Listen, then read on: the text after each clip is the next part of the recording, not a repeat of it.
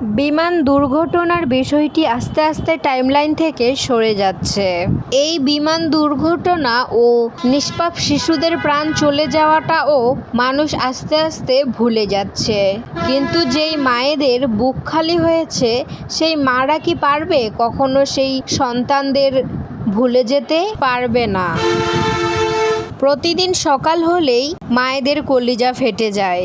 এই তো সকালবেলা আমার সন্তানকে আমি টিফিন সাজিয়ে দিতাম, আমার সন্তানকে আমি ঝুঁটি বেঁধে দিতাম, আমার সন্তানকে আমি স্কুলে দিয়ে আসতাম, আমার সন্তান আমাকে মা মা বলে ডাকতো।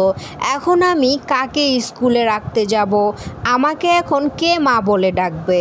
এই বিষয়গুলাই বারে বারে মনে হবে এই মাদের। কিভাবে ভুলবে এই মায়েরা নিষ্পাপ শিশুদের মুখ? মায়েরা হয়তো আস্তে আস্তে স্বাভাবিক জীবনে ফিরবে, কিন্তু কখনো সেই বুকটা আর ভরবে না। কোথাও যেন থেকেই যাবে সন্তান না থাকার সেই তীব্র যন্ত্রণাটা।